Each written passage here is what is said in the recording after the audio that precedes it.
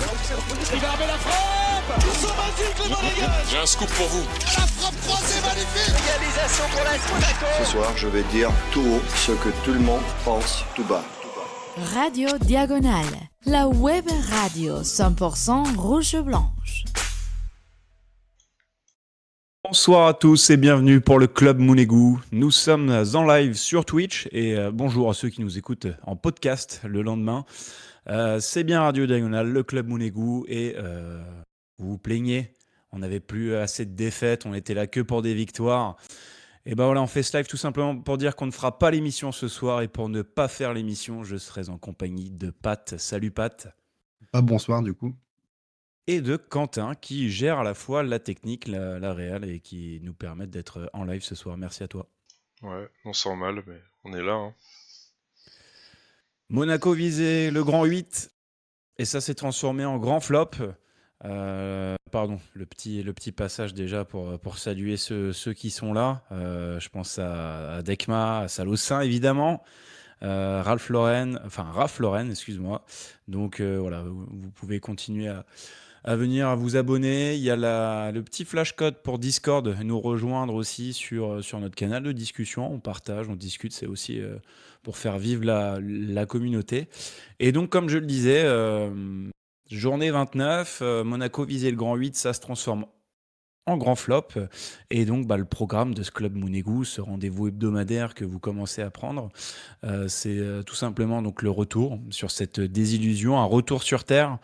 Qui se transforme aussi en très mauvaise opération du week-end avec une qualification LDC qui peut s'éloigner. On va décortiquer un petit peu tout ça avec les résultats de nos concurrents. Cette faillite collective aussi, à mettre, ce qu'on peut souligner, c'est les absences de certains joueurs, notamment Alexander Golovin. Et puis, du coup, on fera un petit focus sur Auxerre, qui est notre prochaine rencontre, et la petite cerise sur le gâteau, les trophées UNFP. Voilà. Est-ce que le programme vous convient, messieurs ? Oh bah oui, qui est celui qu'on avait vu ensemble, il arrive tout à fait bien. Une petite modification de dernière minute à faire pour emmerder Quentin, peut-être, sur les visuels. Je pense qu'on peut parler de Pogba, un peu aussi. Alors, on va faire plaisir aussi à Damien, qui a instauré cette nouvelle rubrique. Et donc, on va faire... je vous prends un peu au dépourvu, mais donc la petite rubrique historique. Et donc alors parmi les PFC Monaco, les innombrables PFC Monaco qu'il y a eu, c'est vraiment lequel a retenu votre attention là quand je vous dis PFC Monaco, vous pensez à quoi instinctivement ? Au match aller cette saison. C'est clair. Début de la désillusion. Ce match, il m'avait cassé la tête, moi, personnellement. Le match 1-0, aller, tu veux dire, le match aller, quoi. Ouais. Là, c'était un peu le début de la très mauvaise période qu'on a vécue après, quoi. Ouais, on se souvient de Stanislas Dumbo, piston gauche, et de son entrée catastrophique. Oui, effectivement, il n'y a pas trop d'histoire, si ce n'est peut-être un match amical. Parce qu'il y a eu un partenariat entre les deux clubs, mine de rien, entre le PFC et l'AS Monaco, qui a dû durer peut-être 2-3 ans. On a envoyé des jeunes, je pense à Dylan Bamboula par exemple, on en a envoyé quelques-uns là-bas et encore. Bon, ça n'a pas été très très fructueux, on n'a pas trop vu la couleur de cette entente et qui a vite... ils ont vite coupé court hein, finalement. Mais donc voilà, c'était juste une petite vanne là-dessus et puis l'occasion de reparler de ça. Messieurs, moi je vais vous demander le tournant du match, le moment pour vous qui change tout. S'il y a un moment qu'il faudrait ressortir de ce match, vas-y Patrice. La compo de départ, c'est déjà le tournant pour moi. Ok, d'accord. Dès que tu vois la compo, tu fais ah, il y a un problème là. Il y a un monsieur qui joue pas sa place encore une fois. Alors que c'est le point fort de l'équipe adverse, justement, et du coup, on va droit dans le mur. Voilà, on y allait. Alors après, le point fort, il connaît jusqu'à là, c'était un but en Ligue 1. Pour moi, le point fort, c'est plutôt qui joue très rapidement les transitions rapides sur leur côté avec Ikoné et surtout Simons, qui est beaucoup plus dangereux que Ikoné pour moi. Mais c'est plutôt sur les côtés où ils sont très dangereux, quoi, et c'est pas... On n'a pas choisi de bloquer les côtés, quoi. Moi, c'est vrai que Voilà. le PFC a pris le match du bon côté dès le début. Ils ont eu le bon choix tactique et ça a payé tout de suite. Moi, ce qui m'a frappé, en fait, c'est que tout a été réaliste enfin, voilà, des 15 premières minutes. Ils ont tout leur a souri. Et vraiment, on avait l'impression de jouer contre une équipe meilleure que nous, quoi. Donc, à un moment donné, il n'y a pas de secret, quoi. Si les buts sont mis, bah, clairement, à chaque fois qu'il y avait une action, à chaque fois qu'il y avait un danger, on serrait les Situation. dents. Une situation, le moindre, le moindre incursion, la moindre contre, la moindre Ouais. accélération même, et on l'a vu même, on est passé très près du 3-0. Moi, c'est à ce moment-là où je me dis qu'on était, enfin, l'action de Maxime Lopez, là, on était complètement aux abois, et c'était le moment qu'on devait choisir pour revenir. Et en fait, non, on se prend le 3-0 assez rapidement, enfin relativement rapidement après au final. Et ouais, c'est là pour moi où ça nous met un coup de massue et où on perd le match. Parce que même si il y a trop, enfin, on en remet un après derrière, je vois pas le déclic après qui se passe. Il y a pas ce truc où on se dit qu'on va revenir, quoi. À 2-0, tu crois toujours. À 3, c'est vrai que t'es quand même assez, ouais, assez déçu de ta prestation et tu sais pas comment tu vas revenir. Alors effectivement, hein, ce quart d'heure catastrophique, enfin ces 20 premières minutes. Moi, le tournant, du coup, hein, évidemment, on va partir du principe qu'on en a pris 3. Le tournant, ça reste quand même cette gestion de fin de mi-temps et début de mi-temps, avec les changements aussi du coach. Mais vraiment, le fait majeur pour moi, c'est qu'on ne revienne pas à 3-2 à la mi-temps, alors qu'on a vraiment les occasions pour. Je pense notamment à Fati. Il y a une situation chaude aussi sur Balogun. Enfin, il y a vraiment possibilité de revenir à 3-2. Et c'est sûr que tu reviens à 3-2 au vestiaire. Bon, voilà, je pense qu'on ne fait pas cette deuxième mi-temps. Il n'y a peut-être pas aussi ces changements qui ont un petit peu, pour moi, désorganisé. Finalement, Monaco a un peu perdu de son entrain. Enfin, de son entrain. Forcément, je trouvais que ça poussait, il y avait un peu plus de cohérence, mais j'ai l'impression que la deuxième mi-temps, on a perdu tout notre allant offensif. Donc, ouais, pour moi, c'est vraiment la fin de la première et ce qui s'est passé à la mi-temps voilà, pour moi, c'est le tournant du match. Bon, on pourra aussi évoquer la situation d'Adingra puis de Fati juste avant que le PFC sorte en contre et nous plante le 3e. Ça Ouais, c'est peut ça. aussi être... C'est le moment charnière pour moi, là où il y a vraiment Ouais, ce ok. moment où on doit revenir à 2-1 et en fait on s'en prend un 3e, ce qui fait très mal, celui-là. Et en fait, on renie pas nos principes, c'est ça qui est un peu dommage, c'est qu'on s'en prend, on prend le bouillon pendant 20 minutes, et en fait, il n'y a aucun ajustement tactique, il n'y a rien qui est Oui. fait, et en fait, forcément, ça peut que continuer, quoi. Donc, si c'est très bien de croire à ces principes et de se dire qu'on va revenir juste en continuant ce qu'on faisait et on n'a pas eu de chance, et voilà. Mais finalement, ça nous a pas du tout souri, quoi. C'est Ouais, incompréhensible qu'à 3-0, t'as pas un changement. T'as joué 20, 22, je sais plus combien de minutes de jeu là, quand tu prends ton 3-0, forcément, tu fais un changement. Là. Tu t'es déjà pris 3 buts, il faut que tu bloques. Tu vois que ça passe sur les côtés et tout, que ça marche pas ce que t'as fait. C'est le moment où tu dois choisir de faire entrer Mawissa en tant que piston pour bloquer l'aile, quoi. Ouais, après, du fait que tu vas être obligé de jouer ton va-tout, et on voit bien que Adingra est quand même plus à l'aise devant lorsqu'il s'agit d'attaquer, et que là, tu vas être obligé d'attaquer pour le coup. Finalement, faire ce changement Je défensif. choisis pas de sortir Adingra. Pour moi, Adingra, c'est pas celui qu'il faut sortir. Puis je trouve pas qu'il fait un mauvais match, Adingra. Hein. Moi, il joue Oui, pas sa alors, place, c'est tout. Il joue pas au bon endroit, c'est tout sur le terrain. C'est pas lui que je sors.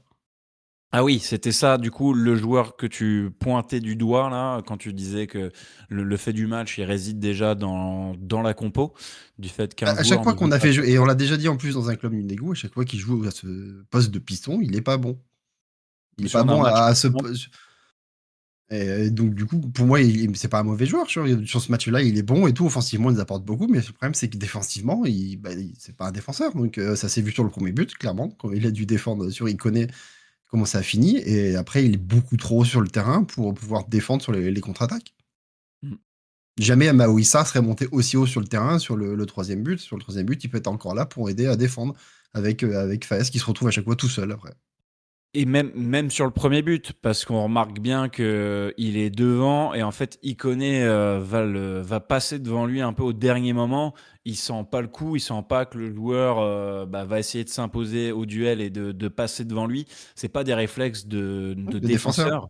c'est Et ça. donc, c'est là on voit que c'est critique et que c'est du bricolage. Alors, ok, normalement, c'est Caio Henrique à ce poste-là.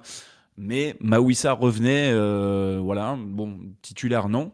Mais alors, puisqu'on parle de la compo, on va juste revenir là-dessus et que tu considères déjà que c'est une erreur de la part de Sébastien Pocognoli.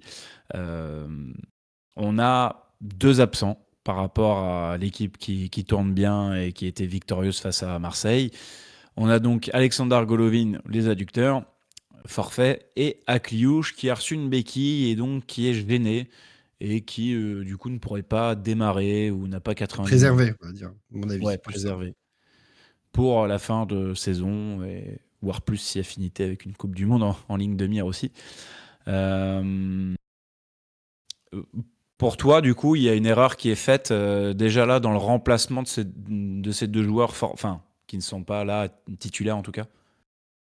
Ah non, moi, c'est vraiment le choix de remettre Adingra au poste de piston et pas de continuer sur ce qui a été fait contre l'OM, parce que Mawissa a fait une belle rentrée contre Lyon, il fait un bon match contre l'OM. Je vois pas pourquoi on repasse sur Adingra. Je comprends l'idée de dire on va jouer contre une équipe qui est plus bas de tableau et qu'on va en plus d'aller offensif, donc on remet un ailier, un piston beaucoup plus offensif, et je comprends tout à fait l'idée, mais à chaque fois qu'il l'a tenté, ouais, on a bien vu que défensivement c'était très compliqué et qu'en plus il est pas leste, il part de trop loin pour faire ses dribbles et tout, il est moins intéressant que quand il joue au poste juste de milieu.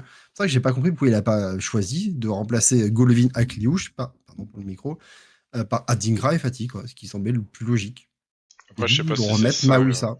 Je sais pas si c'est ça qui est responsable vraiment du. Ah non, non, non, oula, il y a Voilà. beaucoup d'autres choses qui Ouais. sont Ouais. responsables. Pour moi, C'est Parce que là on parle vraiment le. de la compo de départ qui est pas Ouais. forcément bonne. Après, c'est un des les, premiers les joueurs éléments. qui sont, ouais, les joueurs qui arrivent en claquette sur ce match aussi et qui font aucun pressing, c'est aussi très problématique, hein. C'est pour ça que Euh, c'est un peu un retour sur Terre, c'est pour ça qu'on l'a titré un mm. peu comme ça, c'est que c'est vrai que là, clairement, on était un peu dans. Et même, je pense, les joueurs aussi étaient un peu dans une période voilà, fast qui marchait bien. On vient de battre l'OM, on sort sur une série de. On est quoi 7 victoires en été? Je sais même plus. Ouais, Et ouais, en Ligue 1, ouais. même Balogun a réussi à continuer sa série, lui, ça va, il est encore dans les nuages. Mais non, derrière, ouais, on se dit qu'on va attaquer une équipe qui est quand même dans une forme assez correcte, même assez bonne pour eux, parce que bon, ils se sauvent clairement pour le maintien de ça. Mais oui, c'est pas non plus des foudres de guerre, et clairement, ça reste quand même une équipe qui est prenable. Et ouais, je pense qu'on a pris un peu trop de haut. Je sais pas aussi à quel point le fait d'avoir préservé certains joueurs a participé dans cette défaite, mais c'est vrai qu'à de base aussi, il y a cette mentalité, quoi. Tu l'as dit, le pressing, le fait que les attaques étaient complètement, enfin, je sais pas, moi je voyais des plots, quoi. Ça ne bougeait pas. Il y a tellement de mouvements, de combinaisons entre les attaquants de Paris. Je voyais pas nous faire ça de la même manière, quoi. C'était vraiment, et ça ne bougeait pas en défense, quoi, derrière. Donc ouais, je trouve qu'il y avait un problème dans l'attitude aussi avant tout ça. Et après, derrière, on voit des erreurs qu'on voyait déjà au début de saison, et il n'y a pas de secret, c'est pas non plus des choses qu'ils auraient d'un coup résorbées. Donc ça revient, et attention à la fin de la saison, parce que ça peut profiter aux adversaires, aux futurs adversaires. Alors, on parle de notre série de victoires consécutives, mais il faut aussi quand même mettre en lumière ce qui se passe de l'autre côté. Depuis l'arrivée de Camboiré, le PFC est invaincu. Sur les 6 derniers matchs, je crois que c'était 3 victoires, 3 nuls. Ou, enfin, voilà, bon, c'est un peu de l'opta approximatif. Mais il y avait eu des belles perfs. Il y avait eu un nul à Lyon, je me souviens aussi, où en plus ils prennent un péno à la 95e pour une timide main. Ça allait beaucoup mieux, en tout cas, depuis l'arrivée de Camboiré, où il était revenu à un jeu un peu plus Ligue 1, finalement, avec Exit, Keba, Lopez. Alors, Lopez faisait son retour contre nous, mais il avait densifié son milieu, 4-3-3, contre, transition. Et justement, sur toute cette première mi-temps, toutes les transitions, à chaque fois que le PFC sort, ils nous font mal à chaque fois. Et du coup, bah, la stat est criante, c'est qu'à la mi-temps, il y a 4 tirs cadrés, enfin il y a 5 tirs, 4 tirs cadrés et 3 buts. Donc c'est dire le réalisme. Mais en fait, ça aurait même pu être plus salé que ça, puisque il y a un raté de Lopez enfin, il a quasiment pas le droit de faire ça, alors que bah, il a mis Feuss et Radetzky à terre. Donc on aurait très bien pu être déjà mené 3-0 au bout de 10 minutes, au bout de 10 ou 15 minutes.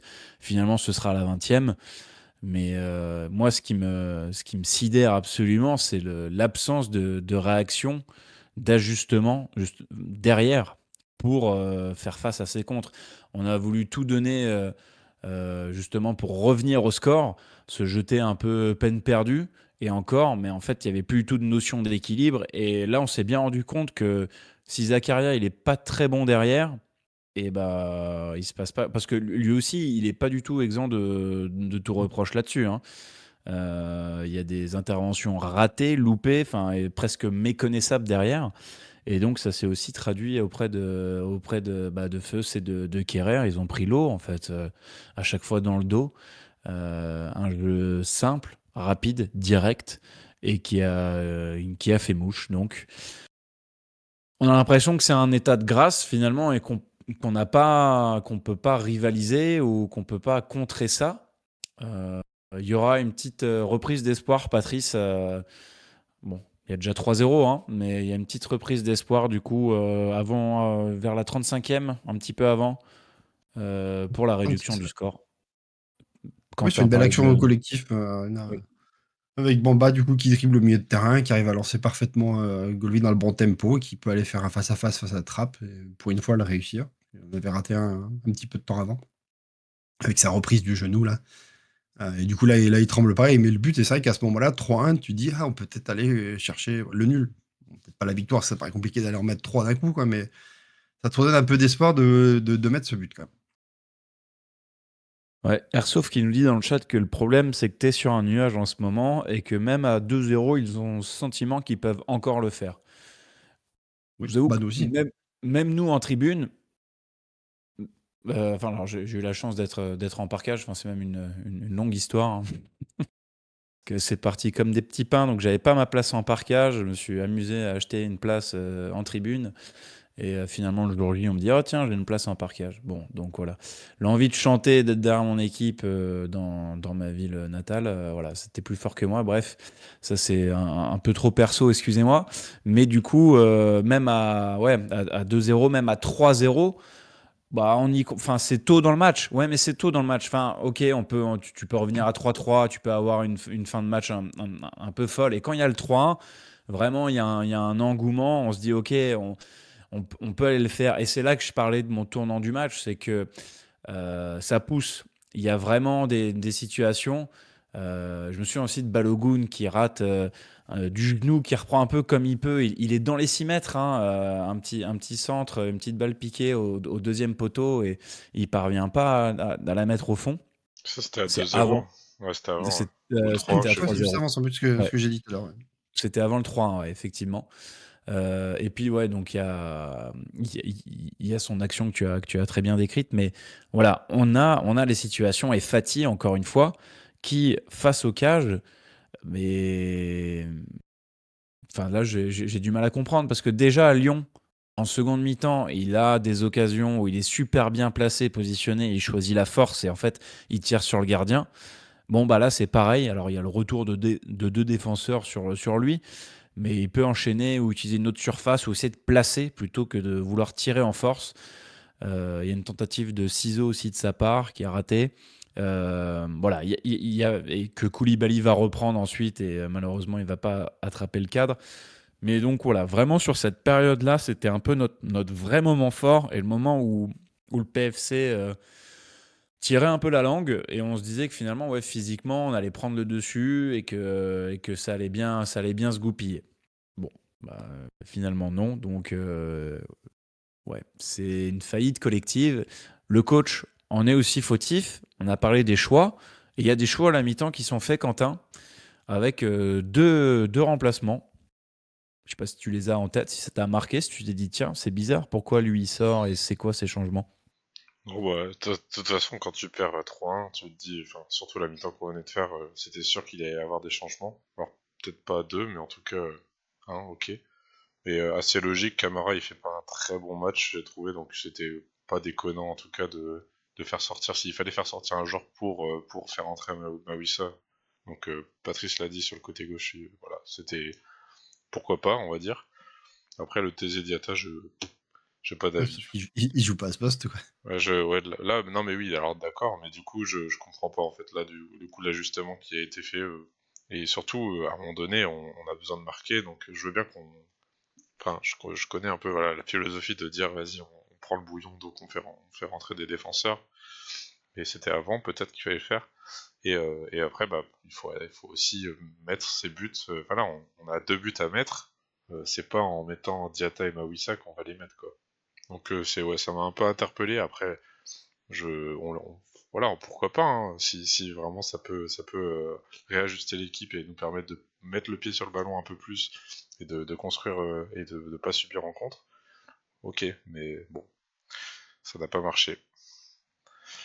Parce que le choix qu'il fait, c'est de sortir du coup Camara pour faire remonter Zakaria d'un cran et mettre du coup Mawissa à la place de Zakaria en défense centrale. Donc il ne règle toujours pas le problème sur le côté gauche. Et pire, sur le côté droit, alors que tu as Thésée qui est un défenseur, il le sort pour mettre un ailier qui est Diatta. Donc il appauvrit encore plus son côté défensif sur l'autre aile. C'est-à-dire qu'on se fait encore plus le bouillon par Simons en deuxième mi-temps. Et le pire, c'est que Diatta il était moins offensif que Thésée. Thésée a apporté beaucoup de centres et tout. Diatta, on l'a quasiment pas vu de toute la deuxième mi-temps. Donc je n'ai absolument rien compris à ces deux changements qu'il fait à la mi-temps. Genre, je veux bien que Camara fait pas une bonne mi-temps, je suis tout à fait Oui. d'accord, mais à un moment donné, c'est l'un de tes meilleurs joueurs, tu lui fous une brasse à la mi-temps, tu le secoues, tu le réveilles pour qu'il t'en fasse une Oui. meilleure deuxième, quoi. Mais t'en as besoin de ce genre de joueur-là, quoi. C'est un des rares joueurs qui, par son toucher de balle, peut faire quelque chose, quoi. Donc, moi, c'est plus Koulibaly que j'aurais sorti à ce moment-là, quitte à faire remonter, bien sûr, Adingra devant avec Fati, quoi. Ou même sortir Fati à la rigueur. Il n'a pas apporté énormément, et surtout que défensivement, il faut rien, quoi. Là où Koulibaly, lui, au moins, il te fait ton pressing, quoi. Je suis d'accord sur le fait que Camara, franchement, il méritait de sortir ce qui n'est pas bon, mais l'argument de oui, tu lui mets une brasse à la mi-temps et en fait, il a 10 minutes pour se réajuster, ça me paraît être largement faisable en fait. Et ouais, là aussi, ouais, j'ai eu du mal. Finalement, tu fais rentrer Mawissa, bah, c'était peut-être lui qu'il fallait mettre dès le début en tant que même que piston. Et pour ensuite, bon, Thésée Diatta, j'ai pas très bien compris non plus. Bon, l'idée c'est de mettre du 109 aussi, de dire bon, ok, voilà, on va essayer de mettre un petit coup d'électrochoc, mais bon, ça n'a pas eu du tout l'effet escompté malheureusement. Et donc après, on a un autre moment de coaching où là, cette fois-ci, donc c'est quand même tard, hein, c'est à 70e, il s'est franchement rien passé, hein, je vois pas du tout, c'est timide, on passe sur les ailes, mais sans grande conviction. En même temps, bah, c'est Crépin Diatta et Adingra Mawissa de l'autre côté, bon, c'est pas non plus fou, hein. Et donc oui, Pocognoli qui va décider de faire sortir Thilo Kehrer et de faire entrer donc Paul Pogba qui a le droit à son ovation et du coup qui aura pris part à peu près toutes les roustes de la saison. On se souvient de celle de Rennes. Celle de Lens, c'est dommage. Voilà. Et donc bah, celle-ci. Puisque finalement, et donc l'entrée d'Akliouche à la place de Koulibaly qui, oui, aurait mérité de sortir à la mi-temps. Effectivement, c'est plutôt lui que j'aurais fait sortir. Je te rejoins là-dessus. Et donc 2 minutes après ce changement, et ben, on se prend un but de l'espace, une frappe incroyable, limpide, pleine lucarne de Lucas Coléocho. Voilà. Première et dernière fois que vous allez entendre parler de lui cette saison. Il nous a mis un top but. Là, tu as un peu l'impression finalement sur le match, sur les stats, que c'était Philippe Keun dans les cages. Je ne sais pas si vous avez eu cette impression aussi. pas Sur trop. les autres buts, oui, je pense que vraiment, il y aura surtout le premier. Bon, alors là, il y aura des qui peuvent vraiment faire mieux parce qu'elle passe juste au-dessus. Par contre, là, sur le but de coller au chaud, alors là, je pense que tu peux mettre qui tu Oui, veux dans oui, les oui. cales à la vitesse où elle va, comme elle est placée. Je suis pas sûr que. Magnifique. Ouais, ouais. Il y Ouais, a mais vraiment pour dire Mais que après, sur les autres buts, oui, pour moi, Radetzky fait pas un bon match non plus. Moi, ça me Enfin, rappelait un peu même les. sur l'arrêt qu'il fait sur Maxi Lopez, j'oublie pas qu'il se fait complètement avoir et qu'il plonge au sol sur ouais, la feinte, quoi. ouais, Donc, ouais. Le non, non, premier but, c'est pas un bon match. le premier but, Nubel, il se serait pris, ça c'est sûr. Ça c'est, Je je le pense qu'il sais. se le met, enfin, tu sais, il la capte, mais dans les Ouais, cages. ouais. Mais ouais, je suis d'accord. Il y a un peu il y a un peu de ce truc-là en tout cas, et c'est full réalisme. Mais d'ailleurs, je crois que ça faisait la première fois, bah, en Ligue 1 qu'ils mettaient 4 buts déjà, Paris FC. Et en Ligue, Oui, donc la oui, dernière oui. fois, la dernière fois c'était Oui, en Ligue 2. Donc. Et même en Coupe de France contre, je sais plus quelle ville, quel patelin, ils ont même pas mis 4. Donc, enfin, franchement, c'est et désolant. mettre ça contre une des meilleures défenses actuelles, quoi. Logique. Oui. Ah, et puis, il tape l'équipe du moment, quoi. Enfin, Mm. Et surtout, bon. transition, nous, on en profite, enfin, on se fait vraiment baiser ce week-end par rapport à Ouais. tous les autres résultats. On a ouvert le bal, on avait la possibilité de mettre la pression sur un peu tout le monde. Marseille jouait dans la foulée. Bon, alors Marseille a gagné contre Metz. Mais ensuite, en fait, tous les résultats du week-end nous sont défavorables. Et au-delà même du résultat, il y a aussi la manière. Je pense à Lille qui gagne 4-0 à Strasbourg. Là, au niveau du goal Aussi, ouais. average aussi, alors qu'on était très proche d'eux, il y a un joli gap qui se fait parce que nous, on prend un différentiel de -3 sur ce match-là. Tandis que Lille prend plus 4. Rennes sort aussi un peu par la peau des fesses. Il gagne contre Angers 2-1, alors que bon, il y a un penalty pour Angers à la 80e pour revenir potentiellement à 2-2. Et qu'il y a Bref, Mbolo hors jeu, enfin, franchement. Mbolo hors jeu. ouais, réaction de jeu, on se souvient du but, du but au Vélodrome de Camara.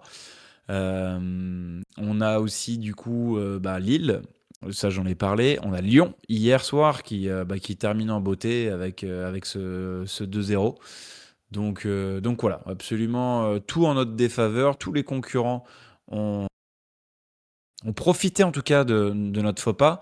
Strasbourg ne jouait pas du fait de leur participation en Conference League et leur match retour qui les attend ce jeudi.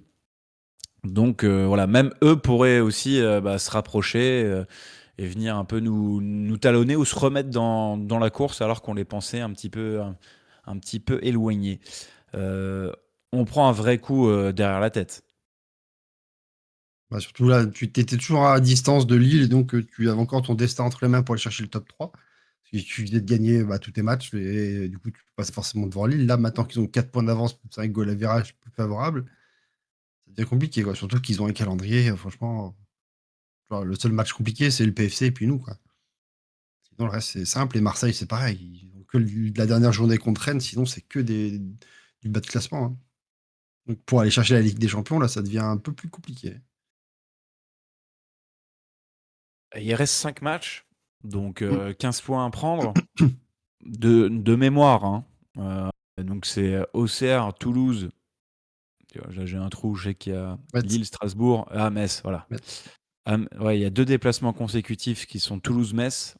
Mm. Et ensuite, réception de Lille et le dernier match, le déplacement à Strasbourg. Ouais, après, de toute façon, moi, je ne considère pas que c'est enterré, de toute façon, même pour la Ligue des Champions, puisqu'il y a des confrontations directes. Il y a ce Monaco-Lille. Bon, on va pas faire de projection, mais ce qui fait vraiment très mal sur ce week-end, c'est le fait que tout le monde en profite et qu'il y a un seul mauvais élève qui se fait attraper et qui est lourdement sanctionné en plus.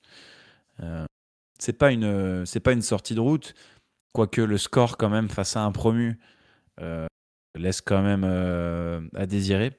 D'ailleurs, ça me permet aussi de reparler juste d'une chose qui s'est passée en parkage, c'est-à-dire que il y a eu tout d'un coup une banderole direction d'émission. Je ne sais pas si elle a été, si vous l'avez vu à la télé. En tout cas, il y a eu des photos du parquage. Donc, très, très beau tifo, très belle animation, très belle préparation. Bravo, ça rendait super bien. Après, le coup du direction d'émission, voilà, j'étais pas non plus en parquage sur les 7 derniers matchs, mais il me semble pas avoir entendu ni vu quoi que ce soit. Un puriste, parce que du coup, moi, je l'ai tweeté en disant, ah, c'est bien, elle était au chaud pendant 7 matchs. Et du coup, je me suis bien fait reprendre par tout le monde en disant, non, non, chaque match, elle était là. Ah ouais, À chaque ok. match, ils l'ont sorti, même à Lyon, à Purie, alors qu'on était juste en face de d'eux, et j'ai jamais vu la banderole. Mais bon, je crois mais Ok. les supporters qui m'ont dit qu'elle a été sortie à chaque match. Hein, mais Oui. Bon, moi j'avoue j'avais que j'ai questionné pas. un petit peu autour de moi, savoir si il y avait eu ça, ces chants, parce qu'il y a eu banderole plus chant. Alors cueillir la banderole, oui. Bon, généralement, elle est accompagnée de chants, donc c'est logique. Mais j'ai demandé autour de moi s'il y avait eu ça là sur les derniers matchs. On m'a dit non. Bon. Du coup, Adrien, est-ce qu'elle tient dans la poche, la banderole? C'est ça la question. Alors non, c'est quand même un gros format. Après, ça dépend. Je pense dans le pantalon de Damien, ça rentre. Moi, en l'occurrence, non. D'ailleurs, on salue Damien, qui n'est pas là ce soir, parce que choucroute. C'est une choucroute partie qu'il fait. Voilà. On est lundi soir. Voilà. C'est comme ça, vous le savez. Je ne prends pas en traître nos auditeurs. Donc maintenant, vous savez. Et puis, s'il y a une intoxication alimentaire, voilà, vous serez les premiers informés, évidemment. Quelque chose à dire sur, je sais pas, Quentin, là, sur cette course à l'Europe, tu y crois encore? Non, j'avais beaucoup d'espoir avant ce match, et là, en fait, je vois le classement et je déprime un peu. Et je me dis qu'il y a forcément un moment donné où on va... Bon, déjà, on va finir top 7, moi, je me fais pas trop de soucis là-dessus. Il y a pas de... Voilà, on va sûrement avoir une place européenne, mais Un ticket laquelle, européen, ouais. voilà, laquelle... Attention, la 7ème, elle n'est pas qualificative. Hein. Non, mais bon, Pas encore. avec la Faut Coupe que de Lens gagne la France, Coupe de France. Ah, c'est pas il y a fou, que quoi. Lens, il y a que Lens qui peut... Non, Sinon, il y a Strasbourg, mais bon, Strasbourg. faut qu'il Ah oui, passe top 6, quoi. ouais, je Parce suis qu'il pas... reste, c'est Nice et Toulouse. Toulouse, les deux autres clubs engagés. Ouais, Donc oui. toujours été sans or, hein. Mais ouais, non, on va essayer déjà de tâcher d'être dans les 6 premiers. Je me dis effectivement qu'il y a une confrontation directe. On n'est pas à l'abri qu'il y ait un de ces prétendants qui se foire aussi. Et bon, c'est pas une défaite qui va annuler toute la dynamique. Et j'espère en tout cas enfin, j'aime à croire que ce sera le cas. Mais c'est vrai que là, ouais, on peut être un peu pessimiste. Mais bon, faut se remobiliser. Je me dis que c'est pas non plus des adversaires très importants qu'on va avoir. Enfin, on va avoir quand même des clubs qui jouent le maintien et certains qui sont éliminés. Enfin, Metz, par exemple, je pense à Metz, ça va être obligatoirement 3 points. Normalement, il n'y a pas de risque. Normalement. Mais il y a des confrontations comme ça où tu sais pas trop, quoi, c'est sûr. Mais bon, je suis un peu pessimiste. Je me dis qu'on va quand même avoir une place européenne, mais pas avec des champions, malheureusement. À voir.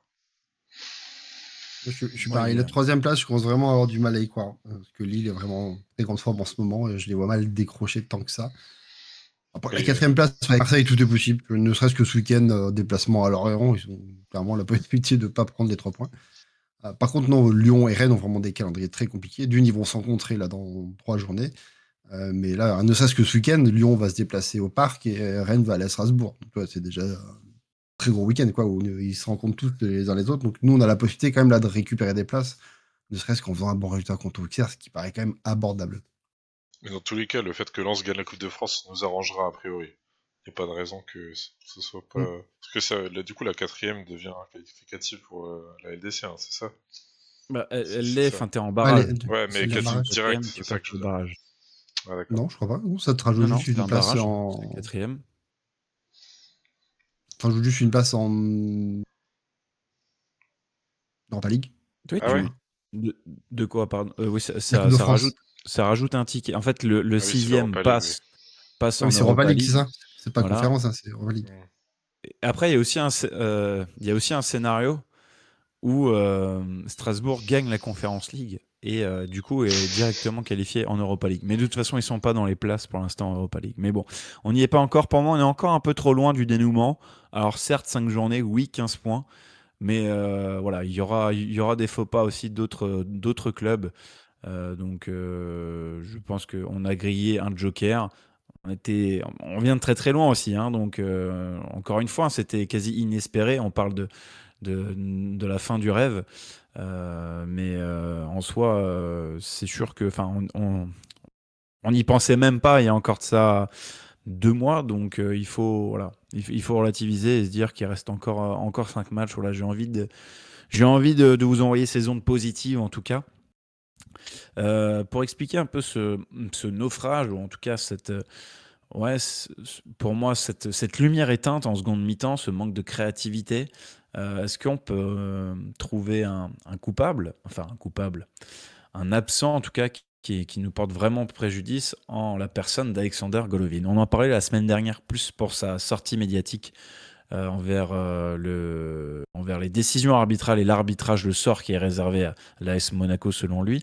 Là aujourd'hui on en parle plus pour ce côté esthète, ce côté de quand l'interrupteur est sur on, il te change un petit peu la donne. Est-ce que selon vous c'est vraiment l'élément qui a manqué? On n'en a pas parlé durant la partie un peu débrief, mais est-ce que cette absence de Golovin est préjudiciable et une route vient casser aussi cette dynamique? Pour moi, oui. Entre lui et Kliouche, les deux nous ont vraiment manqué parce que du coup, tu n'arrives pas à retrouver ce même type de joueur, quoi. Parce que certes, Fati, offensivement, il est capable de faire la même chose qu'eux, mais défensivement, il n'a pas du tout tout ce pressing que Akliouche et Golovin font qui te permet quand même de récupérer énormément de ballons. J'ai pas la stat, faudrait que je regarde un jour si j'arrive à trouver, mais je pense que la majorité de nos buts, plus de la moitié, on les marque sur des erreurs de l'adversaire. En fait, on les pousse à faire des erreurs, à perdre des ballons, et nous, on récupère le ballon, et c'est là-dessus qu'on va mettre nos buts derrière, quoi. Et ça, c'est enclenché par des joueurs comme Golovin, comme Akliouche, ou Koulibaly aussi, qui sait très bien le faire. Et là, sur ce match, d'avoir les deux qui sont absents, là, on met plus en avant Golovin sur ce match aussi, parce qu'avec Akliouche, mine de rien, il a été là et on a vu qu'il n'a pas apporté tant que ça finalement quand il est rentré en jeu. Mais je trouve que oui, et même quand tu regardes les statistiques, avec ou sans lui, il y a quand même un énorme écart, quoi. Et même sur les buts encaissés, quoi. Donc quoi, je pense que son rôle de premier défenseur, avec le deuxième milieu offensif, quoi, est très très important pour le club. Et que malheureusement, là, on l'a payé un peu cher qu'il soit absent en espérant que ce soit juste vraiment une petite gêne et qu'il soit déjà de retour ce week-end. Moi, je sais pas, moi je suis plus vraiment sur le côté Akliouche plutôt que Golovin. Je sais pas, j'ai pas. En fait, c'est plus une sensation, hein, j'ai pas de stats pour corroborer. D'ailleurs, le fait de voir les matchs avec ou sans un joueur, je suis pas hyper fan de la stat, même si des fois tu te dis que c'est parlant sur. Là, on parlait par exemple du fait que Zakaria soit un défenseur central, ça nous a permis de gagner beaucoup de matchs, de pas encaisser beaucoup de buts, etc.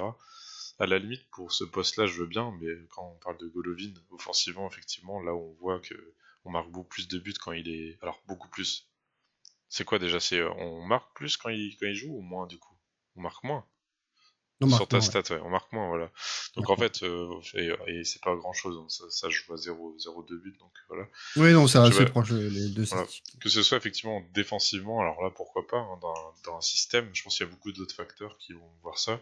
Et en fait, sur mon ressenti, j'ai pas l'impression que Golovin soit indispensable dans le collectif, même si, force est de constater qu'il a beaucoup joué cette saison, il a quand même été très présent dans le 11 de départ. Et, euh, et là, ces derniers temps, il était aussi présent dans les plus gros matchs qu'on a fait, hormis à Lens et contre le PSG où il était suspendu en Ligue des Champions. Mais c'est vrai que on n'a pas fait des mauvais matchs non plus sans lui, quoi. Moi, c'est un peu le sentiment que j'ai. Et c'est pas un leader technique dans le sens où c'est lui qui va se faire ses actions tout seul. C'est vrai que c'est plutôt un travailleur de l'ombre. C'est lui qui va générer des actions, qui va partir aussi de notre terrain pour accéder à ses contres ou envoyer quelqu'un en profondeur. Mais c'est vrai que je le vois pas vraiment prendre le jeu à son compte, même aller faire des face-à-face, aller marquer les buts importants, aller faire tout ça. Et pourtant, ça, c'est Akliouche qui le fait. Et moi, de mon ressenti, c'est un Akliouche qui nous manque ou qui nous manquerait quand on est derrière à la disette au niveau offensif. Et ouais, alors peut-être du coup. Après, sur la dernière période, c'est plus Golovin qui, Voilà, c'est ça. Au niveau des stats, qui stat c'est parlant. Oui, que bien sûr. Kliouch, ouais. Moi, je suis d'accord, mais c'est vrai que Là, vraiment sur actuellement, le quasiment à ressenti, chaque match, il est buteur ou passeur, quoi. sur le ressenti, je vois vraiment un Kliouch toujours plus actif et qui prend le ballon, qui touche plus de ballons, qui va percuter, voilà, qui prend plus vraiment ce jeu à son compte et qui se montre plus patron en tout cas qu'un Golovin qui, on commence à le connaître hein, maintenant, n'est pas non plus le plus expressif même sur le terrain et à part contre les arbitres, mais bon, ça c'est autre chose. Donc ouais, moi Après, j'ai un peu de mal avec ce fait de indispensable ou pas, mais c'est vrai que bah là maintenant aujourd'hui on voit les stats, on voit que bah ouais il est un peu plus important que ce qu'on le pense, mais bon. Après, Kliouch, c'est une évidence, en fait. C'est ton meilleur joueur, Mm. donc c'est normal que s'il est pas là, tu joues forcément moins bien, quoi. Alors que Golovin, c'est plus un joueur qui est décrié en plus, qui est pas forcément aimé par tout le monde parmi la base de supporters, quoi. Alors qu'en fait, tu vois vite que ces temps-ci, que quand il est pas là, parce qu'en fait, il est vraiment parfait dans le schéma qu'a mis en place Poconelli et on n'a pas son remplaçant, quoi. Le seul joueur pour moi qui est capable de jouer comme lui, bah, c'est Minamino. C'est le seul qui a la capacité de faire autant de pressing, d'autant apporter, d'être dans ce rôle qui est pas vraiment un pur milieu offensif, quoi, qui est plus un 8 qui va aider sur la construction, jouer un peu plus bas, faire remonter le ballon, aider que ce soit avec une bonne finition et être un bon passeur aussi. Bon, même si la finition de Minamino cette saison, c'était un peu moins ça. Euh, Il nous manque. Koulibaly a un peu ça, mais il lui manque toujours le dernier geste où ses dernières passes sont jamais les bonnes, où il va pas faire le bon choix sur à qui il faut lancer le ballon, quand il faut lancer les joueurs. Et c'est ça qui nous fait mal sur le match, surtout, c'est qu'il manque les deux, quoi. Et malheureusement, Fati et Koulibaly et Adingra n'avaient pas le profil pour arriver à faire le même travail qu'ils font actuellement. Mais en tout cas, ça reste un joueur inconstant. C'est ça que je voulais vraiment. Enfin, voilà, j'ai en mémoire plein d'actions de Golovin qui est super bon dans des gros matchs, vraiment, même qui va te faire des sacrées actions, qui va vraiment montrer que techniquement c'est lui qui est au-dessus et que voilà, qui nous débloque des situations. Et de l'autre, t'as le Golovin aussi, bah, qui est complètement fantomatique, qui va pas faire grand-chose, qui va se prendre un rouge très tôt ou nous tuer le match, ou et encore d'un autre côté, tu le vois aussi décocher des frappes extérieures de surface contre des petits adversaires qui vont débloquer le match aussi. Donc c'est vraiment, voilà, moi je vois beaucoup voilà, il y a des hauts et des bas avec ce joueur, et là récemment ça allait un peu mieux, en tout cas il était dans une bonne dynamique. Et là dans une équipe qui justement qui marche bien, mais qui faisait preuve un peu de suffisance, je pense que ça aurait été pas le dernier à faire de la suffisance aussi, et à un peu râler sur ses coéquipiers, ou alors juste à se montrer un peu, bah, pareil, fainéant au niveau des replis défensifs ou du pressing, comme on l'a dit tout à l'heure. Ouais, je sais pas si ça aurait changé grand chose par rapport à ça. Mais bon, l'avenir nous dira s'il était indispensable ou s'il sera indispensable. Et voilà. Pour moi, il y a quand même la combinaison de deux absences, c'est celle de Golovin et d'Akliouche, évidemment, parce que ce sont les deux mecs qui sont quand même capables de garder le ballon. Golovin est capable de revenir plus bas pour te la garder. Et bon, on sait très bien que très souvent, le plan de jeu, c'est aussi donner la balle à Akliouche, et puis il va se débrouiller avec et il va créer une occasion. Donc déjà ça, tu t'enlèves un peu tes deux vrais joueurs de ballon. Fati finalement est assez décevant dans le comportement, enfin pas forcément dans le comportement, mais sur le terrain, balle au pied, même dans ces petites Individualiste. combinaisons, il trouve pas preneur. Voilà, ça manque de justesse, et Golovin et Akliouche sont capables de garder le ballon, et Golovin dans une position un peu plus centrale et de venir même encore plus bas. Déjà, on voit qu'Akliouche redescend pas mal pour venir remonter le ballon, faire monter le bloc aussi, ou avec ses transitions et sa vitesse. Alors autant son entrée n'a absolument rien apporté à Akliouche sur le match contre le PFC, mais voilà, moi de toute façon, j'ai toujours milité, enfin j'ai toujours défendu et apprécié le profil Golovin, qui est un joueur un petit peu foot d'un autre temps, foot de nos parents. C'est un peu un artiste. Et encore une fois, quand l'interrupteur est sur on, tout va bien. Enfin voilà, c'est le côté artiste aussi.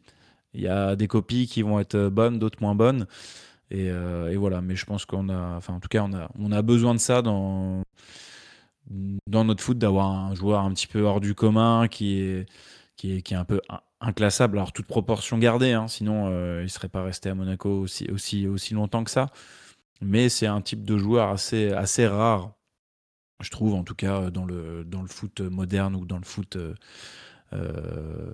de cette décennie. Bon, messieurs, puisqu'on parlait juste des joueurs, des performances, on n'a pas fait le top et flop rapidement. Difficile de sortir un top, j'imagine. Mais je ne sais pas si vous avez une mention à sortir pour parler de choses positives. Moi, dans mon attention, il y en a que 2 qui ont eu la moyenne. C'est Balogun. Parce que, mine de rien, il a quand même mis son face-à-face, il nous a mis le but, il nous a permis de nous relancer. Et Bamba, que j'ai bien aimé sur le match. Même s'il y a beaucoup de choses encore à dire, je lui ai mis 5, c'est bien que c'est pas non plus un très bon match, mais moi je trouve que lui s'est pas caché, qu'il a fait les efforts défensifs qu'il fallait, qu'il a réussi à remonter quand même assez souvent le ballon et créer un peu de danger. C'est lui qui a fait cette superbe passe pour Balogun sur le but, quoi. Mais c'est vraiment les 2 seuls joueurs que j'arrive à ressortir sur ce match. Sinon, le reste, c'est vraiment un naufrage complet. Sur le deuxième but qu'on prend, sur le deuxième but du PFC, Ouais, il est fautif. quand Coppola va chercher sur le long de la ligne de touche Ikoné qui fait une remise de la tête, donc il y a Feus qui est carrément sorti, qui est collé à la ligne de touche pour, on ne sait pas qu'est-ce qu'il vient foutre là d'ailleurs. Ikoné joue en une touche, fait une très belle remise, et là Bamba va être un peu tendre. Il va juste sur une petite poussette sur Mounetzi, mais en fait Mais il est dans la surface, non? non, ils sont en dehors de la surface. Ah, ils sont dehors, Et d'accord. c'est limite si la poussette ne l'aide pas à prendre encore plus de vitesse et à s'éloigner encore plus vite de Bamba, qui est, je trouve, un peu tendre dans le duel et ne vient pas coller assez Mounetzi, qui vient ensuite servir, qui fait son centre en retrait, qui ajuste parfaitement pour Immobilier. Mais alors, je te rejoins. Moi, si j'avais un top à ressortir, un joueur à ressortir, en tout cas dans cette déculottée, c'est Bamba, parce que je trouve que son jeu de passe est quand même ultra intéressant, et comme tu l'as dit, il ne s'est pas caché, et il a souvent été juste, à part peut-être 2-3 pertes de balles. En tout cas, en première, je pense, la seconde, on est un peu inexistant, et puis c'est un peu du hand, où on tourne autour de la défense et du bloc. Mais voilà, ouais, c'était la petite mention, le petit top que j'avais à ressortir. Et toi, de ton côté, Quentin? Ouais, bah c'est pareil, enfin, je trouve que Bamba il commence à prendre de l'importance, mine de rien, dans cette fin de saison. Et c'est un joueur, plus je le vois jouer, plus je me dis qu'effectivement il y a quelque chose. Peut-être plus même que Koulibaly, dans ce mini-match du meilleur espoir, de la plus grosse surprise, en tout cas de la saison, dans ce milieu de terrain. C'est vrai qu'entre les deux, on avait toujours un voilà, se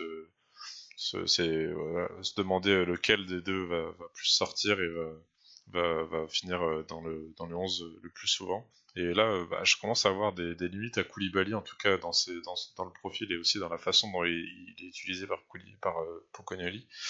Et Bamba, par contre, qui s'ancre très bien dans ce double pivot et qui surtout montre du caractère, vraiment un joueur qui sait faire beaucoup de choses. Et ouais, derrière, qui peut faire des erreurs. Bon, ça reste un jeune joueur, plus jeune d'ailleurs. Mais ouais, c'est vrai que derrière, ça reste techniquement un très bon joueur et qui a de l'avenir. Donc, ouais, une bonne performance de sa part par rapport à ça, mis à part tout le reste. Et Balogun, forcément, la mention, moi je suis comme vous, de toute façon, il marque le but, et puis c'est quand même la 7e fois d'affilée qu'il marque. Donc, c'est quand même assez important pour le noter. Ouais, une très belle série. Et bon, du coup, en flop, tu parlais de Koulibaly, justement, ça fait partie de ton flop, ouais. C'est vrai que c'est quand même c'était pas encore moins son meilleur match, et je trouve que c'est un match où il aurait pu se mettre en valeur, justement, et dans l'absence, on l'a dit, des autres offensifs. Et malheureusement, ouais, ça n'a pas trop été le cas, et puis on le dit depuis quelques matchs déjà, mais ses choix et son comportement sous pression est un peu discutable, surtout sur les 30 derniers mètres. Donc, ouais. Après, moi, ce qui me pose problème, c'est autant contre le Paris Saint-Germain, dans une optique d'aller chercher haut et puis de verrouiller peut-être un peu plus les schémas de passe. Je trouvais ça plutôt bien senti de la part de Pocognoli. Mais là, c'est pas vraiment son poste, en fait. Autant sur un coup tactique préparé et tout, je veux bien l'entendre. Mais Koulibaly, généralement, il est censé être un peu plus bas, quoi. Enfin, c'est pas censé être dans le trident là-haut, quoi. Enfin, je sais pas si tu perçois aussi ça, Patrice, ou... Ou si finalement on ne sait pas trop encore le positionner et définir son véritable poste. Ouais, il a joué c'est pas la première fois, hein, qu'il joue à ce Oui, poste-là. oui. Bah, déjà que tu l'as dit contre le PSG, mais il a plusieurs fois, même quand il faisait des rentrées en jeu, il remplaçait souvent Kliouch, sur les postes de milieu offensif. Mais non, je te rejoins. Pour moi, son poste, c'est dans le double pivot et c'est plus un rôle à la Camara, quoi, un rôle de box-to-box qui joue haut, quoi. Au contraire de Bamba qui va jouer plus défensif. Ouais, mais dernièrement, j'avais plutôt l'impression que c'était lui qui supplée Bamba, parce que Bamba sort très souvent à partir de la 60e, c'est souvent un des premiers à sortir. Euh, et justement, Koulibaly prend le relais. Mm. Il y avait une certaine logique et je trouvais ça plutôt bien. Mais bon, voilà, après, encore une fois, je suis moins convaincu en fait par un positionnement haut, même si ça a pu fonctionner de temps à autre. Mais ouais, moi, ce serait le flop. Après, on peut mettre toute la défense, hein, je pense, enfin, surtout les Moi, c'est trois carré, centraux. je sais pas. Ouais.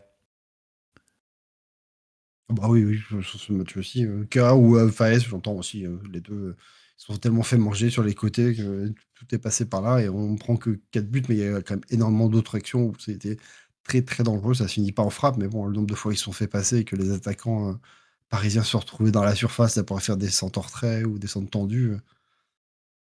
Moi, je trouve qu'il y en a aucun qui est agressif. Enfin, moi, j'aimerais bien que dans cette paire, enfin, c'est une triplette même, de défenseurs centraux, il y en a un qui montre un peu plus d'agressivité, un côté un peu Singo. plus revanchard, voilà, à la Singo, même qui impose, quoi, qui fait peur à l'attaquant. Là, clairement, c'est que des défenses. C'est que des défenses vraiment à reculons, ils attendent de voir. Alors c'est bien, c'est très bien, ça permet de couper les lignes de passe, ça permet de faire des bonnes interceptions, d'être bien placé quand on le peut, et surtout quand on a la vitesse et les appuis pour. Mais voilà, un Zakaria, je pense que c'est le plus agressif des trois, et pourtant ça devrait pas être le cas, quoi. Mais ouais, là quand on est exposé comme ça, en tout cas, surtout quand on est dans une défense à 3, c'est un peu un manque de responsabilité, un peu sur les côtés à chaque fois. Et après, bah, c'est les latéraux qui le payent ou les pistons. Ça dépend du système. Mais voilà, là, on est obligé de tomber sur eux quand même aujourd'hui. Voilà, en tout cas, pour ce qui était des top et flops, on a juste, puisqu'on parle de Bamba et Koulibaly, on a Salossin dans le chat qui nous fait une remarque en disant que, bon, en même temps, si on en vient à parler de Bamba et Koulibaly, c'est quand même léger pour un club qui vise le podium. Ouh. Qui s'y habitue, hein, c'est notre milieu de terrain l'année prochaine, hein. Après, s'ils Rêvez se pas, hein, retrouvent là, on va vendre Camara et on recrutera personne et ce sera eux les deux titulaires, hein. Rêvez pas, et Cabral le troisième. on a déjà évoqué un petit peu enfin, en tout cas, cette situation. C'est une grande surprise. Et si on les a autant vus, c'est parce qu'il y a eu pléthore de blessés et qu'en finale, il a fallu un peu, pas bricoler, mais tout simplement trouver d'autres solutions, puisque nos titulaires n'étaient pas là, étaient absents. Donc, ils ont eu du temps de jeu. Il faut pas. Après, on va souvent se plaindre en se disant, ouais, on fait pas jouer les jeunes. Eux, ils ont eu cette chance-là, justement, cette opportunité. Bon, ils l'ont saisie, tant mieux. Maintenant, moi, je les considère comme partie intégrante, finalement, de notre effectif et des contours, effectivement, Patrice, de la saison prochaine, ces choses-là. Donc, ils sont sur le navire, ils sont titulaires. Oui, on parle d'eux, ils n'étaient pas prévus, mais au final, Bah, ils ont quand cette année, même. si, ils étaient prévus quand même. Comment? Tu commences la saison, ils sont numéro 3, numéro 4, hein, au milieu de terrain. Parce que tes Oui, titulaires, c'est Zakaria Camara, mais derrière, t'as personne d'autre. Pogba, il est entre parenthèses, que tu sais pas ce que ça va donner. Mais derrière, oui, donc ça peut être même 4 et sur 5 quoi dans la sur- hiérarchie, au départ, quand tu. si Pogba, tu le comptes en 3, bon, personne comptait Pogba en 3 à ce moment-là, quoi. Cet été, Ah, tu savais pas du tout ce que ça allait donner, quoi. Justement, on a râlé pendant toute la fin de l'été, comme quoi on n'avait pas recruté un milieu de terrain et qu'on avait un trop gros gap entre nos deux titulaires et les remplaçants.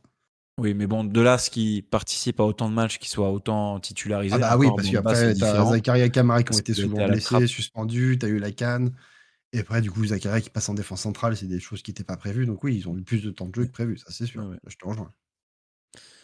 Et Pogba, d'ailleurs, petit mot, bon, on est bien d'accord, enfin, il est fini pour le foot, hein. Ça se voit sur le terrain, je suis désolé. Quelle Tu impression le il vois t'a que donné du stade?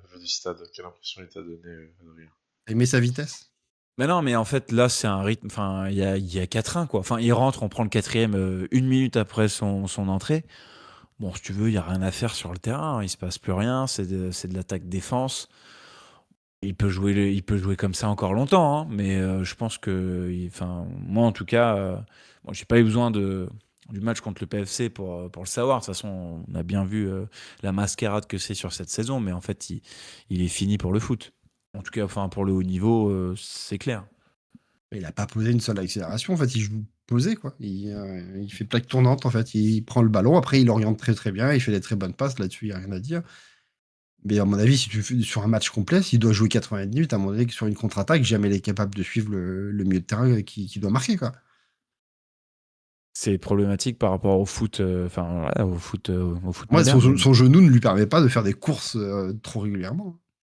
Mm. Et ça se voit, hein, sur ce match-ci, il n'a pas fait une seule course. À chaque fois, c'est que Oui, il se déplace en ballon et il c'est fait de la un jeu gestion. de passe en 1-2, là, C'est régulièrement, du il se foot de déplace. gestion C'est ça. Ça va dans être le tempo. Pour moi, c'est à la évident. Pirlo, à la Pirlo, Mm.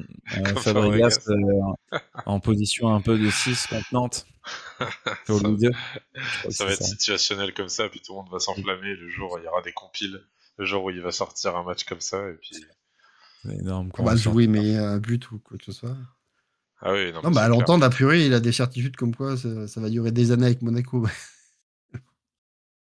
La gueule de la grenouillère, oui, c'est vrai. Assez spéciale elle aussi. Bon, allez, on va se projeter un petit peu sur notre prochain rendez-vous. Et la réception donc d'Auxerre au Louis II, qui se tient donc, que je vous dise pas de bêtises, il me semble qu'on arrive sur un match du samedi. Ouais, Allez, je 19h. me, je me mouille. Et non, raté. Donc ça doit être dimanche. Voilà, dimanche 15h, en prime time, alors magnifique. On n'est même pas dans le multiplex. Dimanche 15h, la réception donc d'Auxerre, qui est 16e, qui joue quand même encore pour. Enfin, qui a sa place de barragiste, pas assurée non plus, parce que bon, alors il y a Nantes derrière, je crois, 3 ou 4 points derrière. Ils 5. ont réussi à faire une petite 5, différence parce qu'ils quand sont même. tous neutralisés ce week-end. Ils jouaient les uns contre les autres et ils ont Ouais, trouvé le moyen il y avait de faire des Auxerre matchs Nantes, nuls. ouais. Donc c'est Nantes et le Havre-Nice qui étaient juste au-dessus. Voilà, exactement. Pour faire un petit point, voilà, effectivement, sur Auxerre, donc ils ont même 5 points d'avance sur Nantes. Bon, Nantes a un match en moins contre le Paris Saint-Germain. Après, voilà, hein, on sait jamais. Dans le foot, tout est possible. Il n'y a plus de petites équipes, comme on dit. Bah, pour remercier Kita d'avoir déplacé le match, il est capable Voilà. de lui offrir 3 points. Donc, ils se retrouvent à la fois à 4 points de Nice, qui est le premier non relégable et donc enfin non barragiste, et donc 5 points de Nantes, qui est le premier relégable. Clairement, voilà, ils vont jouer, ils jouent leur survie. Alors, nous, on sait que justement, souvent, on a déploré le fait que Monaco, là, on a vu un Monaco durant les grands matchs. On a fait Lyon, Paris, Lens, Marseille. Mais entre-temps, il y a quand même eu Brest. On a eu quoi d'autre comme club dans cette série de cette victoire? On n'a pas eu un petit club lambda comme ça Non, je crois pas. Angers, non? Non. Ah si, Angers. Oui, si, Angers. Ouais, il y a Non. même Salo5 qui confirme dans le chat. Ouais, effectivement. Donc, mine de rien, bon, voilà, je veux pas dire manque de motivation, je sais pas quoi. Après, bon, c'est le match au Louis II. En 15h, ça reste une horaire peut-être un peu sympa pour aller au stade. Mais ça sera l'occasion surtout de rebondir. Là, franchement, je vois mal comment Monaco, enfin, c'est l'occasion rêvée, non, finalement, pour se racheter après une telle déconvenue. Oui, bon, en plus, c'est pas une équipe contre laquelle on a l'habitude de faire des contre-perfs, donc a priori, elle laisse des bons souvenirs, donc ça devrait bien se passer. Un dimanche 15h, on perd rarement. Non, je sais pas. Quelqu'un a la stat? La stat. Et je crois, d'ailleurs, petit quiz, vous savez, quand c'est la dernière fois qu'on a perdu contre Auxerre? J'ai la stat. Non, j'ai pas encore fait les stades. La stat. En 2009, du coup. Et cool. 2009. Et oui, en 2009, On c'était journée on perd 14. 2-1. On perd 2-0. 2-1 à 2-0. 2-0 Ok. et Tony Chaperon était au sifflet. Et But c'était de... où? C'était au Louis II ou à la Baie des Champs? C'était à la Baie des Champs. Mais du coup, À la Baie. But euh, de Thomas Kellenberg? bus de Koulibaly, est-ce que ce sera, Non. est-ce que ce sera, et de Ndiga. Non mais ouais, Ndinga. voilà, super. Non, Delvin Ndinga, du coup, avait marqué en 2009 contre nous. Ok. Yes. Oh, écoute. Et oui, alors du Joueur qu'on coup, a fait ça, ensuite depuis, flopé. on les a quand même pas mal affrontés, hein, que ce soit en Ligue 2. Alors, est-ce qu'on les a affrontés en Ligue 2? Même pas, en fait. Je En crois pas Ligue qu'ils 2, sont si, on a descendus. dû. Si, en Ligue 2, si, ouais, en Ligue 2 quand même, en 2013. Et après, On les voilà, a derrière, fait. on les avait pas affrontés pendant 10 ans, et là, depuis récemment, ça a toujours été des victoires. Donc, a priori, alors des matchs avec beaucoup de buts, Au Louis II, oui. mais bon, même chez eux. Bah là, il y a eu 2-1, c'était une victoire quand même un peu timide, Mhm, avec ce but en fin de match de la tête de Georges Linikena. c'est vrai.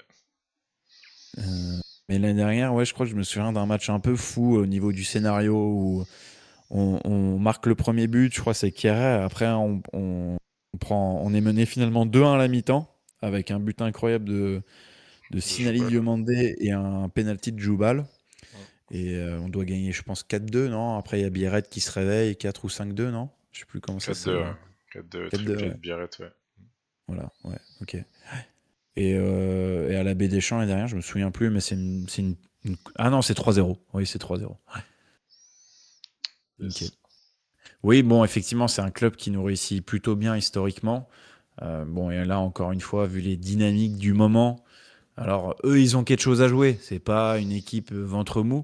Mais bon, on a bien vu que ça veut pas forcément dire grand-chose.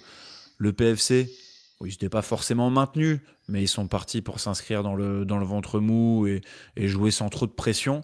Bon, bah voilà, ils nous ont passé un savon. Donc voilà, finalement, moi je fais même plus trop de différence. C'est pour ça dans l'analyse du calendrier des dernières journées, entre les équipes qui jouent quelque chose ou qui jouent plus rien, bon, ça veut pas forcément dire grand-chose. Donc voilà, mais en tout cas, ouais, je tape sur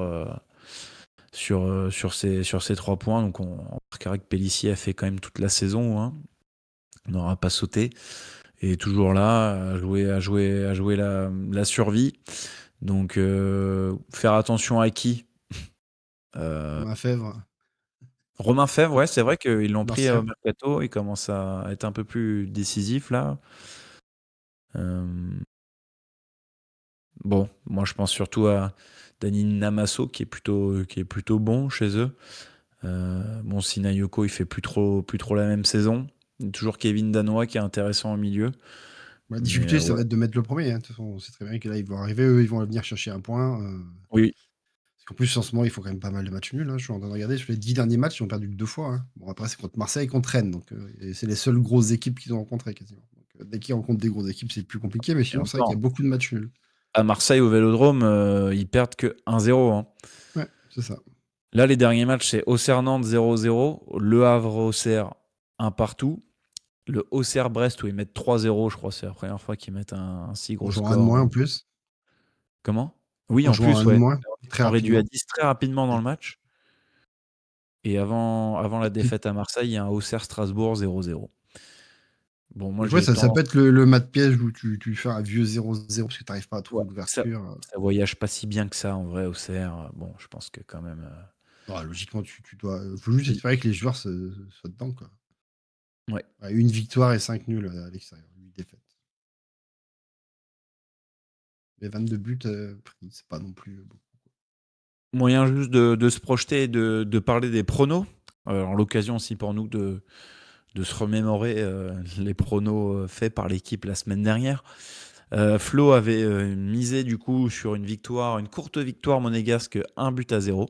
Bon, c'était très précis, mais très raté.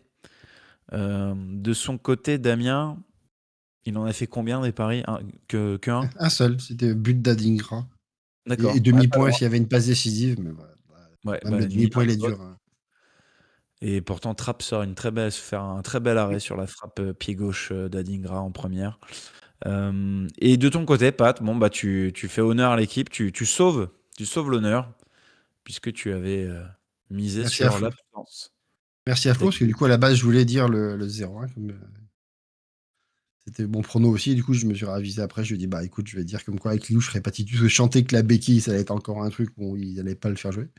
Quand j'ai vu que Golovin était absent au dernier moment, je me suis dit, ah, ça va le forcer à le faire jouer. Et puis non, finalement, il était bien remplaçant. Et donc à vous, une nouvelle fois, tiens, vu que t'as l'air chaud et que cette fois-ci, tu vas être le premier à parler. Moi, je vais Quel est rester ton- sur le même genre de prono, tu vois. Je vais dire que Zakaria va être au milieu de terrain sur ce match aussi. Je rappelle que D'accord. Camara est suspendu, hein. Et je dis que c'est Zakaria qui va sortir de la défense. Ce qui fait peur, c'est que si mon prono est juste, on sait très bien qui c'est qui va intégrer la défense centrale. Eric Dyer, Ah bah ouais. qui était sur le Et banc. le fait qu'il ait fait remonter, qu'il a sorti Camara, qu'il a fait monter Zakaria au milieu de terrain, plutôt que faire descendre Koulibaly ou faire plein d'autres choses, me fait penser fortement qu'il préparait déjà le match contre Auxerre à dire allez, je remets Zakaria au milieu de terrain. Et je le vois vraiment bien venir comme ça. Et d'ailleurs, qui fait une sortie comme quoi il râle un peu, comme quoi il joue pas trop en ce moment, ça sent tout ça. Et toi, Quentin? Moi, j'ai envie de me mouiller un peu. Là, à chaque fois qu'on a pris une rouste, on a fait un nul après. Après Rennes, on a fait un nul à Pafos. Après le Real, on a fait un nul au Havre. Bon, j'allais dire c'est pas une rousse, mais bon, le fait qu'on ait perdu en Coupe de France après, on a fait un nul à Nice. Voilà, moi je me dis que à chaque fois que Pocognoli, enfin qu'on encaisse des buts, Pocognoli a envie de verrouiller un peu cette défense. Alors, ça peut faire écho à ce qu'on disait, mais bon, je pense qu'on va avoir du mal à marquer et aussi enfin, vraiment verrouiller un peu de ce côté-là. Donc Ok. je Et pense donc qu'on le prono, vas-y. je pense qu'on va partir. Ouais, je vais prendre un café, je reviens, je vais vous dire après. Non, je rigole. Non, mais ouais, je pense qu'on va faire un nul. Voilà. J'espère pas, Ok, mais match nul. espérons pas, hein, mais ouais, je le sens pas là. Je suis pessimiste. Je me sens d'humeur pessimiste en ce moment. Ok. Bon, et ben moi, je suis totalement fou. Et je vais vous dire que Biarritz va entrer en jeu et marquer un but. Et s'il rentre pas en Ça. jeu, Et Ah, ça va être plus dur. le pari sera annulé et je ne serai pas considéré comme perdant. Mais Biarritz sera buteur. Ouais, oui, Voilà. il rentre sur quasiment tous les matchs. Ça serait rare. Ouais, Ça va mais être étrange aussi qu'il rentre rentrer à pas la sur celui-ci. 87e, voilà. Bah, c'était du récit Euh, normalement, Auxerre. Hein, on sait jamais. oui, voilà, c'est pour ça. Bon, après, en Coupe de France, il avait démarré titulaire, il me semble, hein. Mais il me semble Oui. qu'il avait même mis les deux. Il avait mis Balogun Ouais, il y avait les deux titulaires. et Ouais. Biarritz. Ouais. C'est lui qui met Sa le dernière doublé. titu d'ailleurs, je pense. Ouais, Je ouais, crois quand pas même. qu'il ait rejoué titu depuis. Ok. Bon, juste pour terminer, on s'était mis juste une petite note. Bon, moi, j'y accorde très très peu d'importance. C'est pas le truc qui me fait vibrer. De toute façon, les récompenses individuelles, je n'y apporte que très très peu d'intérêt. Le Ballon d'Or, pour tout vous dire, j'en ai même strictement rien à foutre. C'est pas le foot que j'aime, mais on s'est permis de réagir puisque le club l'a fait. Et j'ai trouvé que ça c'était plutôt intéressant. Juste sur l'attribution du joueur du mois, on avait deux joueurs nommés, à savoir Folarin Balogun et Marnes Akliouch. Et le dernier était donc Florian Thauvin, donc du Racing Club de Lens. Et c'est Florian Thauvin qui a décroché le titre de meilleur joueur du mois de mars. Et Oh la main. oui, ça, tu vois, je sais même pas. Ça donnait 49, quoi 49% et les deux Monégas sont quasiment à égalité à 20. score du Ok. dictateur, quoi. 24, ouais, un truc comme ça, On aurait 26 dû et allier nos 24. forces, en fait. Bah, On aurait- exactement ce qu'on a dit dans le dernier débrief en disant allez, votez tous pour Balogun, quoi, parce que c'est celui qui Ouais, a moi, j'ai pas potentiellement voté. le plus de votes. Parce que, du coup, votre degré d'importance sur ce type de truc. Bon, quasiment aucune, c'est dommage pour Balogun. C'est plus pour le joueur où ça a un peu continué à le motiver et tout. Ça fait quand même 7 matchs de suite qui te met un but. C'est quand même une stat Oui, qui est folle, quoi. ça l'aurait compensé quand même. Ça aurait été même Le mois logique. dernier, il était déjà dans les 3 et c'est ailleurs qui prend le titre. Ce mois-ci, du coup, il y a Thauvin, alors qui fait quoi? Qui met des buts contre Angers et contre Metz et qui va perdre à Lorient et du coup, c'est lui qui est élu, quoi. Bon. Non, mais voilà, on sait, évidemment, pas d'importance au résultat. On le sait, en fait. Ça a été le meilleur Après, on sait joueur du très bien mois de comment ça mars. fonctionne. Déjà, l'élection Voilà. des joueurs, je crois que c'est les joueurs et les coachs qui élisent les trois, déjà. Des fois, ça amène quelques surprises. Et après, c'est les supporters qui votent. Déjà, d'une, on avait déjà deux joueurs, donc ça coupait un peu nos votes. Et après, la communauté lensoise, on sait que c'est quand même compliqué, quoi. Mais par contre, tu vois, tu disais les ballons d'or, tout ça, Adrien, franchement, il y a quand même des degrés d'importance par rapport au Oui, bien trophée sûr. Non, mais fait. Et surtout le fait que, non. ouais, même si ça a beau être des journalistes qui votent le ballon d'or, il y a quand même des dingueries au niveau des votes, quoi, on va dire. Oui, voilà, oui, ça Bah, n'a aucun voilà, sens. Enfin, ça, c'est on est totalement d'accord. subjectif et encore, des fois, c'est peut-être même trop orienté. Donc, en fait, oui, enfin, moi, comme je te dis, les prestations individuelles dans le foot, je déteste ça, hormis citer un homme du match ou des choses comme ça, par rapport à un instant précis sur un match, quoi. Ça, je veux bien l'entendre. Mais en vrai, le Ballon d'Or, pour moi, il a perdu de sa superbe aussi, tu vois. Après, est-ce que c'est dû à l'enchaînement des Messi Ronaldo? Est-ce que déjà, il n'y a pas eu une cote de désamour? Et Mais là, bon, est-ce que ouais. les clubs ils peuvent marketer le truc, quoi, tu vois, parce que on parle de populaire, tout ça, c'est vrai que Lens, ok, très très grosse fanbase et tout ça, mais Belle on n'a pas commu de une connard, oui, petite, exactement. on n'a pas une petite communauté, quoi, en France, Non, et bah non, notamment sur les réseaux. Donc c'est ça qui est un bah peu, oui, on peut dire oui, ah oui. oui, ok, on est Surtout, un c'est peu pas trop moins, mais en fait, entendable non plus. voilà. Donc je sais pas. Après non, peut-être mais que j'ai pas été voir sur le compte Verse Lens, sur le compte Twitter s'ils on n'est avaient. absolument pas comparé à la communauté de Lens, les gars. Bah c'est très localisé quand même. Hein. C'est. Ah oui, Oui. peut-être, mais c'est quand même très gros dans n'importe quel réseau social. Tu vois, Lens, c'est une énorme communauté, quoi. Ouais, bien sûr. Et nous, faut pas rêver, on n'a pas une si grosse communauté que ça. Dire, comparé à tous les clubs européens, là, si on prend les 8 gros clubs européens en Strasbourg, je vous le dis, on est 7 ou 8 seulement. Lyon, Marseille, Paris ont toutes des communautés largement Oui, supérieures à nous. oui, mais puis Rennes c'est un largement foyer de aussi. population qui est largement Lille aussi, ils ont plus. une très grosse communauté. Genre sur les réseaux sociaux, il faut pas croire qu'on est si nombreux que ça côté Mais monégasque. on a été souvent genre du mois ou pas, ou pas du tout, genre ça c'est genre Non. jamais arrivé. Non, à chaque fois, on se fait sortir votre. Il y a Paul C'est Pogba fou. qui a été nommé joueur du mois en décembre pour son entrée contre Rennes. Mais sinon, non, on n'a pas eu À titre honoristique. d'autres joueurs. Non, je crois que le dernier à l'avoir vu, ça doit être un Ah oui, Benatia, je crois. non, mais il a eu un trophée cette saison en plus, Oui, Pogba, hein, comeback, pour le Ouais, le ouais, comeback. le meilleur comeback. Ouais. Ouais. Quelle importance Adrien t'attache au comeback of the year. Non, mais voilà, ça, c'est vraiment pas mon foot. Bon, voilà, après, j'ai donné mon avis. Je sais pas s'il y en a d'autres qui le partagent. En tout cas, n'hésitez pas à nous donner le vôtre si vous accordez de l'importance à tous ces titres, même si là, c'est plus honorifique hein, qu'autre chose hein, pour moi. Mais bon. Voilà, en tout cas, on l'a bien vu. Hein, j'espère que ça ne l'empêchera pas, pardon, de continuer sur sa belle lancée. Et puis nous, ce sera aussi l'occasion de se retrouver pour le prochain Club Mounegou, semaine prochaine, lundi, 22h, on l'espère. C'est le moment de clôturer. Merci à ceux qui étaient dans le chat.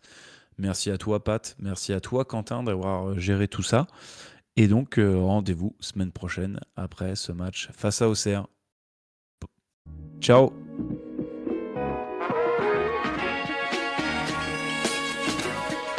Et bisous.